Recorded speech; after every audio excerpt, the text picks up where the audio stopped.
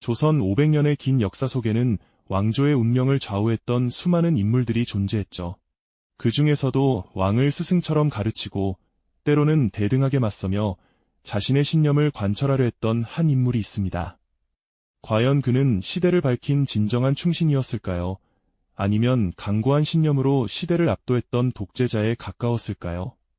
오늘 우리는 조선의 정신을 송두리째 뒤흔들었던 거인 송시열의 파란만장하고 비극적인 삶을 깊이 들여다보고자 합니다. 그의 이야기는 단순히 오래전 한 인물의 흥망성쇠를 다루는데 그치지 않습니다. 송시열이라는 인물은 단순한 충신이나 간신이라는 이분법적인 시선으로는 결코 온전히 이해할 수 없는 조선의 운명을 결정지었던 거대한 신념의 화신이었죠. 그의 삶은 오늘날 우리에게도 여전히 유효한 질문을 던집니다. 과연 개인의 신념은 어디까지 존중되어야 하며 권력과 신념이 부딪힐 때 우리는 어떤 선택을 해야 할까요? 시대를 초월하는 이 보편적인 질문의 답을 송시열의 삶 속에서 함께 찾아보는 시간이 될 것입니다. 1607년 지금의 충북 옥천에서 태어난 송시열은 어려서부터 남다른 총명함을 보였습니다. 마치 마른 땅이 물을 빨아들이듯 학문에 대한 끝없는 갈증을 가지고 있었죠. 그는 스승 김장생의 문화에서 주자하게 정수를 배우며 깊이를 더해갔습니다. 김장생은 율곡 이이와 사계성혼의 학통을 잇는 당대 최고의 학자였으니 송시열은 자연스럽게 조선 성리학의 정통 계보를 계승하며 탄탄한 학문적 기반을 다지게 된 겁니다. 그의 학문은 단순한 지식의 축적이 아니었습니다. 세상을 바라보는 굳건한 안목이자 옳고 그름을 판단하는 확고한 기준이었죠. 젊은 시절부터 그의 명성은 조정에까지 자자했습니다. 수많은 유생들이 그의 강의를 듣기 위해 멀리서 찾아왔고 그의 한마디 한마디는 곧 시대의 정신적 나침반이 되었죠. 그는 단순한 학자를 넘어 조선의 정신적 지주로 우뚝 서기 시작했습니다. 그의 존재는 마치 거대한 산맥처럼 당시 조선 사회의 지성계를 압도하는 위용을 자랑했습니다. 이처럼 학문적 깊이와 명망을 겸비한 송시열은 자연스럽게 정치의 중심부로 발을 들이게 됩니다. 특히 효종과의 만남은 그의 삶의 결정적인 전환점이 되었습니다. 복림대군 시절부터 송시열의 학문을 존경했던 효종은 즉위 후 그를 등용하여 깊은 신뢰를 보냈습니다. 두 사람은 단순한 군신 관계를 넘어 북벌이라는 대의명분 아래 뜨거운 동지애를 나누었죠. 청나라에 대한 치욕을 갚고 명나라의 복수를 다짐하는 북벌로는 효종의 오랜 염원이었고 송시열은 이를 학문적, 정치적으로 뒷받침하며 강력하게 주창했습니다. 그는 효종에게 북벌의 대의를 거듭 강조하며 조선이 나아가야 할 길을 제시했습니다. 효종과 송시열의 관계는 마치 군주와 스승이 함께 꿈을 꾸는 듯했습니다. 그들은 밤늦도록 북벌의 구체적인 방안과 조선의 미래에 대해 논했고 송시열의 강직한 충언은 효종에게 큰 힘이 되었죠. 이 시기 송시열의 정치적 영향력은 그야말로 절정에 달했습니다. 그의 말 한마디가 곧 국정의 방향을 결정할 정도로 막강한 권위를 가졌습니다. 백성들은 물론 조정의 대신들까지도 그의 학식과 강직함을 존경하며 따랐습니다. 그러나 이러한 영광의 시기는 오래가지 못했습니다. 효종이 갑작스럽게 승하하면서 송시열의 삶은 예측할 수 없는 경랑 속으로 휘말려 들어가게 되죠. 이제 그는 자신의 신념을 지키기 위해 그 어떤 타협도 없는 거대한 논쟁의 한복판으로 걸어 들어가야 했습니다. 효종 대왕의 갑작스러운 승하는 송시열에게 그리고 조선의 미래를 꿈꾸던 모두에게 깊은 비극이자 거대한 충격으로 다가왔습니다. 북벌의 원대한 꿈은 채 펼쳐보지도 못한 채 미완의 숙제로 남겨졌고 이제 송시열은 그 꿈을 함께 꾸던 군주를 잃은 슬픔과 동시에 예측할 수 없는 정치적 경랑의 한복판으로 내던져지게 되었죠. 마치 폭풍우가 몰아치는 바다 한가운데 홀로 남겨진 듯한 상황이었습니다. 왕의 승하는 단순히 한 인물의 죽음을 넘어 국가의 근간을 뒤흔드는 엄청난 사건이었습니다. 특히 조선은 주자학적 예법을 국가 통치의 근본으로 삼았기에 왕실의 상례는 단순한 유례가 아니라 정치적 정통성과 직결되는 중대한 문제였죠. 그리고 이 예법을 둘러싼 해석의 차이는 곧 조선을 송시열의 신념과 정면으로 부딪히게 만들었습니다. 그 시작이 바로 1659년 효종 승하 직후 벌어진 1차 예송 논쟁, 즉 기해예송이었습니다. 기해예송의 핵심은 바로 인조의 계비이자 효종의 계모인 자의대비, 즉 조대비께서 효종에 대해 얼마 동안 상복을 입어야 하는가 하는 문제였습니다. 언뜻 보면 단순한 상복 기간을 정하는 일처럼 보일 수 있지만 그 안에는 효종의 왕위 계승 정통성을 어떻게 볼 것인가 하는 조선의 가장 민감한 정치적 쟁점이 숨어 있었습니다. 왕실의 예법은 결코 사적인 영역이 아니었던 거죠. 이 논쟁에서 서인의 영수였던 송시열은 주자학의 원칙을 굳건히 고수했습니다.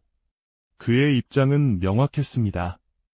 효종은 인조의 둘째 아들이었으니 비록 왕위를 이었지만 원칙적으로는 장자가 아닌 차자로서의 예우를 받아야 한다는 것이었죠. 따라서 자의대비께서는 차자인 효종을 위해 1년의 상복을 입어야 한다고 주장했습니다.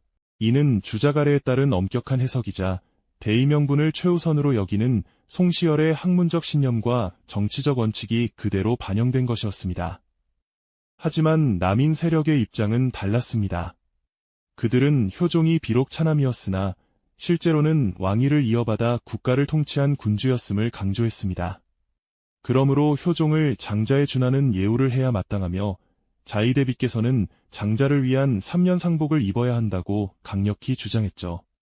이처럼 양측의 주장은 한치의 양보도 없이 팽팽하게 맞섰습니다. 이 대립은 단순한 학문적 논쟁을 넘어 조정의 권력 구도를 재편할 수도 있는 거대한 정치적 싸움이었습니다. 어전 회의는 매일 살얼음판을 걷는 듯한 긴장감으로 가득했습니다.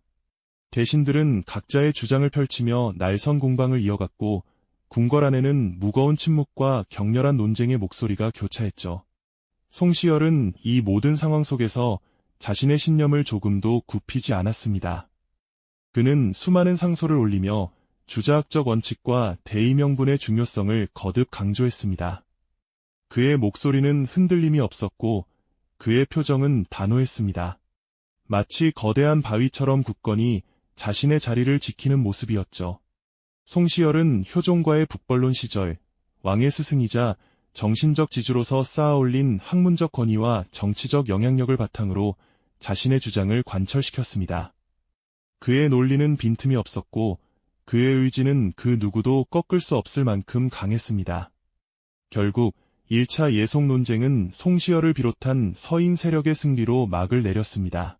조정은 송시열의 주장대로 자의대비의 상복 기간을 1년으로 결정했습니다.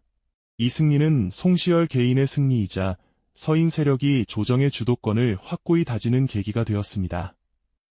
동시에 주자학적 원칙과 대의명분이 조선의 정치 이념으로서 얼마나 강력한 힘을 가지는지 다시 한번 증명하는 순간이었죠. 송시열은 이로써 명실상부한 조선의 정신적 지주이자 정치적 거인으로 자리매김했습니다. 그의 위엄은 하늘을 찌를 듯했고 그의 신념은 그 어떤 현실적인 타협도 허용하지 않는 듯 보였습니다. 그러나 이러한 영광의 순간은 또 다른 갈등의 씨앗을 품고 있었음을 그때는 아무도 알지 못했습니다. 그의 원칙주의는 다음 왕과의 관계에서 예상치 못한 방향으로 흘러가게 될 테니까요. 1차 예송 논쟁의 승리가 송시열에게 명예와 권위를 안겨주었지만 이는 마치 거대한 파도가 잠시 물러난 뒤 더 큰 해일이 다가오고 있음을 알리는 고요함과 같았습니다. 효종의 뒤를 이어 왕위에 오른 현종은 송시열의 절대적인 지지를 받던 효종과는 또 다른 관계를 맺어야 했죠. 현종의 즉위 후 조선의 전국은 다시 한번 송시열이라는 거대한 인물의 신념 앞에서 경랑에 휩싸이게 됩니다. 바로 두 번째 예송 논쟁, 갑인예송이 벌어진 것입니다. 이번에도 쟁점은 인조의 계비이자 효종의 어머니였던 자의대비의 복상 기간이었습니다. 1차 논쟁에서는 효종이 상주였으니 1년복을 입는 것이 맞다고 송시열이 주장했었죠. 하지만 이번에는 현종의 어머니, 즉 효종비가 승하하자 자의대비가 며느리인 효종비를 위해 상복을 입어야 하는 기간이 문제였습니다. 송시열을 중심으로 한 서인 세력은 여전히 주자학적 원칙을 고수하며 자의대비가 효종비의 며느리로서 9개월의 상복을 입어야 한다고 주장했습니다. 이는 대공복이라 불리는 것으로 왕의 정통성을 강화하려는 의도가 깔려 있었죠. 그러나 남인 세력은 이번에는 달랐습니다. 그들은 자의대비가 비록 며느리 상복을 입는 것이지만 왕실의 특수성을 고려하여 일년복을 입어야 한다고 반박했습니다. 마치 거대한 바위에 부딪히는 파도처럼 송시열의 단단한 원칙주의는 이번에는 예상치 못한 반격에 직면하게 되죠. 현종은 이러한 논쟁 속에서 깊은 고민에 빠질 수밖에 없었습니다. 아버지 효종의 왕위를 이은 자신에게 어머니의 상복 기간은 단순한 예법 문제를 넘어 왕실의 권위와 자신의 정통성을 확립하는 중요한 사안이었으니까요. 결국 현종은 송시열의 주장을 따르지 않고 남인의 손을 들어주게 됩니다. 자의대비는 효종비를 위해 일년복을 입는 것으로 결정되었죠. 이는 송시열에게는 첫 번째 정치적 패배였으며 그가 이끌던 서인 세력에게는 조정의 주도권을 남인에게 넘겨주는 뼈아픈 결과였습니다. 왕의 선택은 송시열의 오랜 신념과 학문적 권위의 정면으로 도전하는 듯 보였고 그의 절대적 위상에 균열이 생기기 시작한 순간이었습니다. 하지만 송시열은 결코 자신의 신념을 꺾지 않았습니다. 비록 조정에서 물러나거나 외직으로 나가는 상황에 처하더라도 그는 끊임없이 현종에게 상소문을 올리며 자신의 주장을 굽히지 않았습니다. 임금에게 신하로서의 도리를 넘어 스승이자 학문의 대가로서 왕을 가르치려 드는 듯한 그의 태도는 현종의 입장에서는 상당한 부담이자 때로는 불쾌감으로 다가왔을 것입니다. 현종은 송시열의 비판적인 상소를 읽으며 깊은 고뇌에 빠지곤 했습니다. 한편으로는 그의 학문적 깊이와 충정을 인정하면서도 다른 한편으로는 자신의 왕권을 제약하려는 듯한 그의 고집에 답답함을 느꼈을 겁니다. 조정에서는 송시열의 복직과 처벌을 두고 다시금 격렬한 논쟁이 벌어지곤 했죠. 송시열은 고향으로 낙향하여 학문에 몰두하는 듯 보였지만 그의 존재감은 여전히 조정에 드리워져 있었습니다. 그의 글 한 줄, 말 한마디가 정치적 파장을 일으키는 상황이었으니까요. 이처럼 현종과 송시열의 관계는 신하의 대의 명분과 왕의 권위가 충돌하는 위태로운 줄타기였습니다. 송시열은 자신의 신념을 지키는 것이 곧 국가의 도리를 지키는 일이라 여겼고 현종은 왕으로서 자신의 결정을 존중받고 싶어 했습니다. 이러한 팽팽한 대립 속에서 양측의 갈등은 더욱 깊어지고 조선의 정치사는 예측할 수 없는 방향으로 흘러가고 있었죠. 신념의 고집스러움이 때로는 개인의 비극을 넘어 국가의 운명까지 뒤흔들 수 있음을 보여주는 듯했습니다. 숙종이 보위에 오르며 새로운 시대가 도래했지만 송시열이라는 거대한 존재의 그림자는 여전히 조정에 짙게 드리워져 있었습니다. 젊은 숙종은 강력한 왕권을 확립하고자 하는 의지가 남달랐고 이는 곧 신하의 대의 명분을 최우선으로 여기던 송시열과의 정면 충돌을 예고하는 것이나 다름없었죠. 복잡한 정치적 격변 속에서 잠시 물러나 있던 송시열은 다시금 조정으로 돌아오게 되지만 그가 마주한 현실은 녹록지 않았습니다. 숙종은 자신의 친정을 강화하며 왕권을 확고히 하려 했고 송시열은 주자학적 이념을 바탕으로 왕도 정치를 구현하려 했습니다. 결국 숙종은 송시열을 유배 보내고 그의 학파인 서인 세력을 대거 숙청하는 극단적인 조치를 취했습니다. 늙은 송시열은 정든 고향을 떠나 멀고 먼 유배길에 오르게 됩니다. 그의 쓸쓸한 뒷모습은 권력의 냉혹함과 신념을 지킨 자의 고독함을 여실히 보여주는 듯했습니다. 하지만 숙종의 결심은 확고했고 결국 1689년 7월 송시열에게 사약이 내려지는 비극적인 순간이 찾아왔습니다. 과연 왕의 절대적인 권위가 더 위에 있어야 하는 걸까요? 아니면 신하가 목숨을 걸고 지켜야 할 대의 명분이 더 중요한 가치였을까요? 이 질문은 송시열이 죽은 뒤에도 조선 사회의 깊은 울림으로 남았고 오랫동안 해결되지 않는 숙제로 남아있었습니다. 그의 신념은 비록 죽음으로 이어졌지만 송시열이 남긴 학문과 정치적 이념은 이후 조선 사회에 막대한 영향을 미쳤습니다. 그의 사상은 단순한 이론을 넘어선 하나의 거대한 흐름이 되어 조선 후기 정치 지형을 뒤흔들었죠. 송시열을 따르던 서인 세력은 그의 죽음 이후 노론과 소론으로 분화되었고 이들의 갈등은 조선 후기 내내 당쟁의 주요 원인이 되었습니다. 송시열의 사당과 서원에는 그의 학문을 기리는 수많은 후대 학자들이 끊임없이 찾아와 참배했고 그의 저서와 어록은 조선의 마지막까지 읽히고 논의되며 살아있는 가르침으로 전해졌습니다. 물론 송시열의 사상과 행동에 대한 후대의 평가는 복합적입니다. 어떤 이들은 그를 오직 대의 명분을 위해 목숨까지 바친 충신이자 시대의 스승으로 존경했습니다. 하지만 다른 한편으로는 그의 지나친 원칙주의와 고집이 오히려 당쟁을 격화시키고 왕권을 약화시켜 국가를 혼란에 빠뜨렸다는 비판적인 시각도 존재했죠. 그의 삶은 존경과 비판이 교차하는 참으로 역설적인 유산으로 남게 된 것입니다. 송시열의 이야기는 단순히 과거의 인물과 사건을 넘어 오늘날 우리에게도 깊이 생각할 거리를 던져줍니다. 개인이 가진 확고한 신념이 공동체의 방향과 충돌할 때 우리는 어떤 선택을 해야 할까요? 절대적인 권력 앞에서 자신의 신념을 지키는 것이 과연 옳은 일일까요? 아니면 현실과 타협해야 하는 걸까요? 그의 삶은 리더십과 팔로워십, 그리고 민주사회에서 신념이 어떻게 작동해야 하는지에 대한 근본적인 질문들을 던지고 있습니다.